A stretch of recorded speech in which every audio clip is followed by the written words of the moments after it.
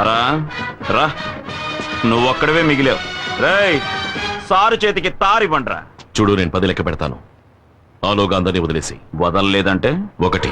రేయ్, వదలకపోతే ఏం పీకుతావురా? 2. అరే, ఏం పీకుతావో చెప్పి లెక్కట్రా. 3. ఈ అబ్బా! ఓయ్, ప్రతి మనిషి చావు ఎముడి చేతిలో, కానీ మీ చావు వీడి చేతిలో. ఓయ్, వాడు 10 లెక్కెట్టిన మరుక్షణం అడ్డంగా నరికేయండి. రాయ్, లెక్క పెట్టరా. 4, 5, 6.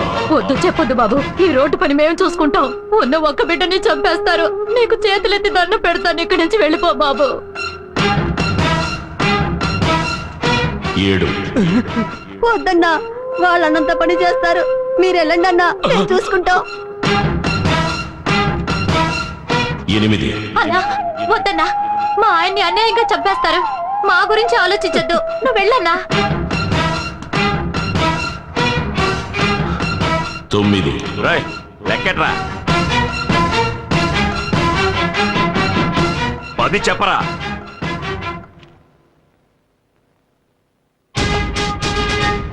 ఎందుకురా వెనక్కిపోతున్నా? నువ్వు మగాడివైతే చెప్పరా. నువ్వు మగాడివి కాదా? కొజ్జావా? మగాడివైతే చెప్పరా.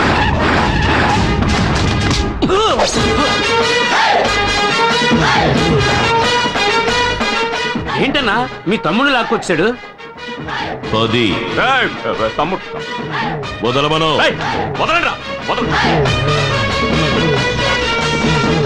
10 ఏళ్లగా ఇక్కడ రోడ్డు వేయిస్తున్నట్టు నువ్వు గవర్నమెంట్ దగ్గర 4 సార్లు డబ్బు తీసుకున్నావు.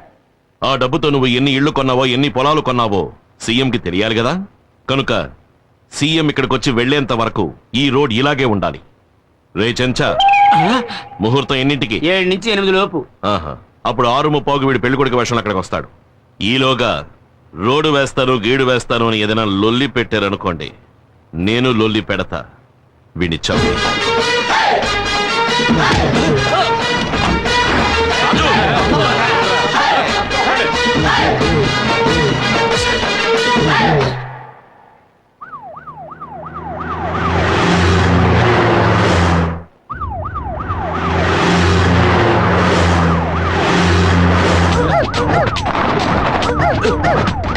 ఎక్కడికి వెళ్తున్నావయ్యా? ఎమ్మెల్యే గారి తమ్ముడు పెళ్లికండి. పెళ్లికి వెళ్తున్నామా, పాకిస్తాన్ తో యుద్ధానికి వెళ్తున్నావా?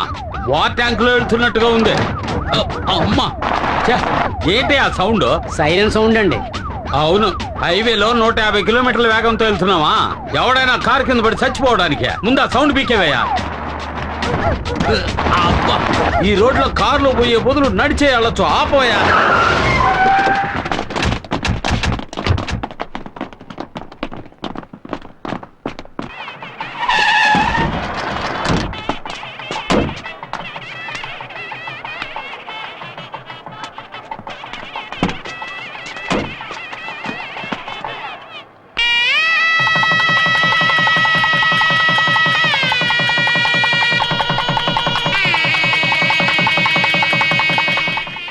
రావయ్యా.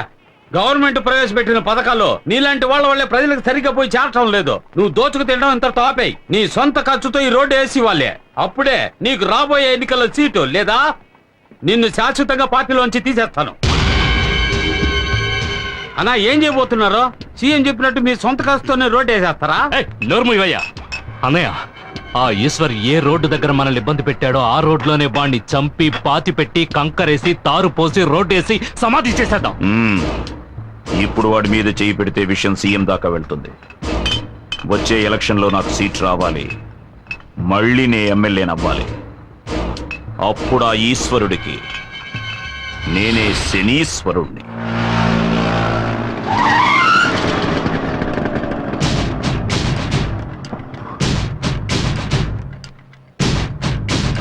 దారికి అడ్డంగా నిలబడతావేరా? ఎక్కడికి బయలుదేరావు? నేను ఎక్కడికైనా పోతాను, నీకెందుకు? బెజవాడలో ఉంటున్న మీ అన్న ఇంటికి వెళుతున్నావు. 7:30 కృష్ణా ఎక్స్ప్రెస్ అన్రిజర్వ్డ్. వితౌట్ లో వెళ్ళాలనుకుంటున్నావా? అని ఎవరన్నారా? ఎవరక్కడ? నేనే అన్నాను. ఏమే, ఈ అన్నయ్యకి చెల్లెలు సపోర్టా? చిల చూడు, 10 ఏళ్లప్పుడు మొదలెట్టిన నీ తన్నులాటలు ఇప్పటి వరకు మానలేదు. ఇప్పుడు ఎమ్మెల్యేతో కూడా పెట్టుకున్నావు. ఇక మీద నీతో నేను ప్రశాంతంగా ఉండలేను. నీ గురించి నాకు అనవసరం. నేను మా అన్నయ్య దగ్గరికి వెళ్ళిపోతాను. ఏమా కోపగించుకుని ఇంట్లోంచి వెళ్ళిపోయే వయసు ఇది రామా ఇంటికి వెళ్దాం సందు దొరికితే అన్న ఇంటికి వెళ్ళిపోవడమే ఇక మీద మీ అబ్బాయి ఎటువంటి గొడవలకి వెళ్ళడు అందుకు ఈ బక్క శంకరం గ్యారంటీ ఒట్టు నన్ను వదిలు. ఆటో బడిది ఏమా ఈ రోజుల్లో కొడుకులే కంపెనీని ఇంట్లోంచి తరిమేస్తున్నారు మీరు కొడుకు పిలుస్తుంటే బెట్టి చేస్తున్నారు డబ్బులు కూడా ఇవ్వద్దు ఇదిగోండి సంచి తీసుకొని బయలుదేరండి పోలు దొరికారు అరే రెండమ్మా రమ్మంటుంటే. రమ్మ. గంగమ్మ గంగయ్య గంగమ్మ గంగయ్య రంగమ్మ రంగయ్య రంగమ్మ రంగయ్య ఆ, మంగమ్మ మంగయ్య మొంగమ్మ మంగయ్య నెక్స్ట్ మునమ్మ ఆ, మునయ్య ఏమండి చిత్రంగా ఉంది మా ఇంట్లో వాళ్ళ పేర్లు కరెక్ట్ గా చెప్పేశారు ఎవయ్యా మీ కుటుంబంలో మునమ్మ అంటే మునయ్యగా రావాలి ఉమ్, సరే సరే చెప్పు పుల్లమ్మ